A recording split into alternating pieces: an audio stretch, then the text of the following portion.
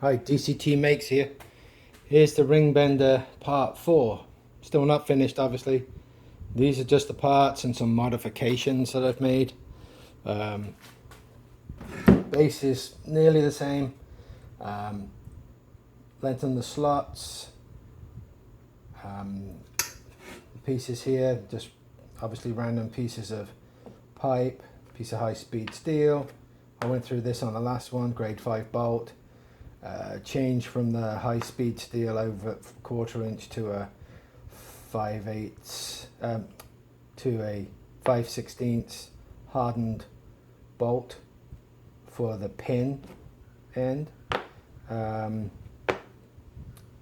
This is kind of anodized. I don't know its background metal-wise, metallurgy-wise, but when I tested this, when I had it screwed in at the top, this machine bent the 3/8 thread nigh clean off. So if it's good enough to bend 3/8 inch steel, it'll do knives and forks for rings. Anyway, so just gonna put it all together real quick. I still have to do some changes on this locating pin to stop the new, what do I call them? Jaws. Let's call them jaws. These jaws, I've made them the same length to the gullet. Obviously there's like a 1/2 inch, 5/8, 3/4 and a 1 inch one. This white HDPE, that's a little soft to be cranking stuff out at 1 inch. But anyway, without the pin, I was able to bend a ring shape. So we'll give it a shot. We've got our little target fellow here. He's going to be our little warrior today. We'll give it a shot. So we'll put this together. Firstly, pin. Get the right end here. Again, this is all just scrap, hand cut. No real, there's no milling machine or lathe involved. It's like the old days at Rolls-Royce, making machines and then put them in production and then make them a little easier. Anyway, I've got a little locating pin here just to keep things where they should be for the moment.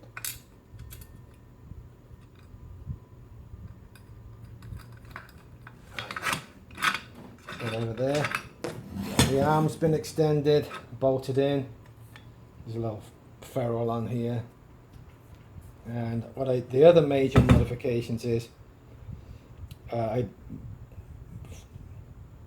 the arm was too far back at a steep angle, and it was not creating the actual load that was required. So I stepped this hole back about 7/8, and same hardware.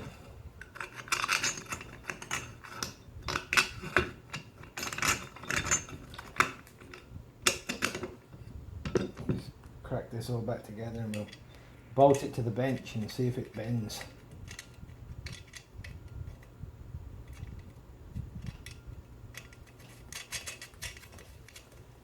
Yeah, this one's tricky.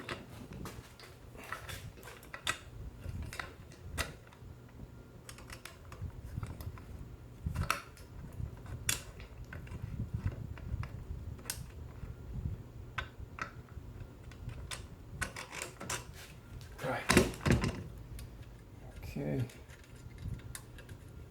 this has all got to be phrased up. Oh, sorry, old Rolls-Royce engineering from England term. Phrased, all the sharp edges taken off, everything rounded over, painted, dipped, whatever we go for. Yeah.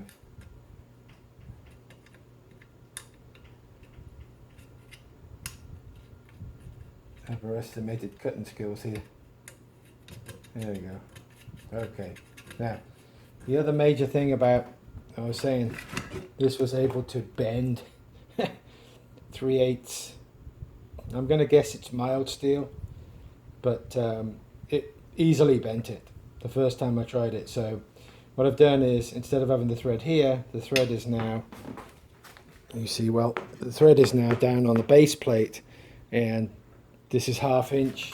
I doubt whether I'm going to bend 1/2 inch against this wall thickness. So there's a thread at the bottom, and it screws in, and that picks up the bottom plate, and then this whole thing is screwed down. But made some other changes. How on earth do you get the jaw that you want to use in? Obviously, easily take that out. Let's put the big jaw in. Obviously, there's got to be a punch in here, hole in here for a locator pin, one to join the jaw to the shuttle, and the other one to actually stop the round jaw rotating. Again, this would be way easier with square stock, but I couldn't get any due to where it comes from. Anyway, when I started this, it may be able to get it now. Anyway, so put the jaw in, put the locator pin. The locator pin's 1/2 inch. You can use that by itself because you can get all the way out to there. There's nothing attaching these together at this moment. And then what I've come up with is these. So you can go locator pin and then step up. And then what we've got here, we can go slightly bigger. Outside diameter is important, obviously, with regards to which jaw you're using. And then, look at this, marvelous. So, there you go. So that's the pieces. Obviously there's no holes put in here. I've just cut these jaws this afternoon, so I'm just going to screw it to the bench.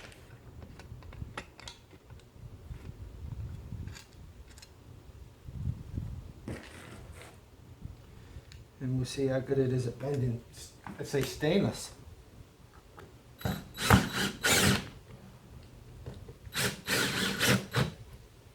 Okay, look, English cup of tea, Danoon. Yeah, cheers.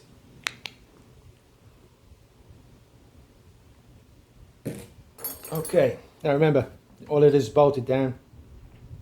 Remember I talked about the force that's going to be generated. Can you guys see that real well? Let's just move you around just a tad there, maybe. This is going to, with the amount of force that's on it right now, it's probably going to turn a little bit, but this is, as Isaac would say from Cars and Cameras, testing purposes. So let's go. We're just going. I'm not going to cut it or anything. This is just testing. This is a piece of Chinese stainless steel. So here we go.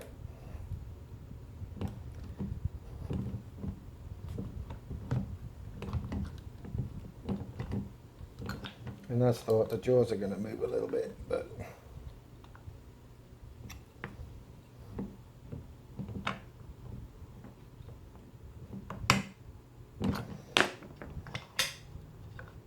yep, it's quite capable of bending stainless, let's say that, with relative ease. So that's a success at this point. Obviously, with the pin in here, they won't rotate, and then you can change out and tighten the radius. All kinds of games you can play with the different radiuses on here. Might have to get a longer stud, a little bit longer stud, but it's just 1/2 inch. So, and how you change. So this will be unscrew this. It's not stressing that, obviously. It's stressing against here, and then the force is going back. Equal, obviously, but I'm not going to break that. So let's try a little tiny bit smaller. Drum. And I found as I was making rings, you want to go and look at my Etsy page, DCTMAKES.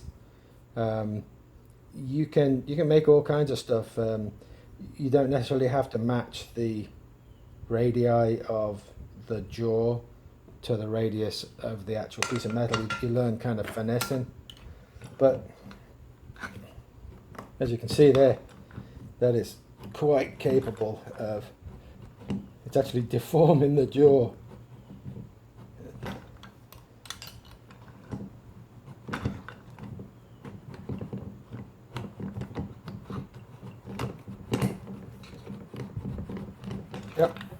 is quite capable of doing the job. So this will work. I don't know about the, like, based on I'm doing this because a lady said about doing it commercially. This part can be made relatively easily. This is just basically stock metal. You can reproduce all the pieces out of this relatively easy. These are the hard parts to make. Drilling this dead center and stuff like that. It's just got to concentrate and make them right, and then come up with some kind of tooling base. And this is relatively standard. This is like out of a washing machine, where the wheels have a dryer, where the wheels run, plastic wheels run on these. And this, I think this one is actually from, this is a piece of DOM. If you see my videos on the Cushman, this is drawn over mandrel, highly accurate wall thickness. This is what I use to space the engine out from the gearbox, but everything can be sourced relatively easy. This stuff square, maybe it's available now.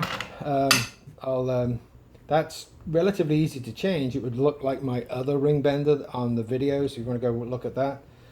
If this was square, there obviously no requirement for pins to stop things rotating. But this was just a trial for the lady that wanted to know if it was easily to make commercially. That's it. You guys have a good day. Thumbs up. Take it easy. Get a cup of tea. Bye. Stay safe.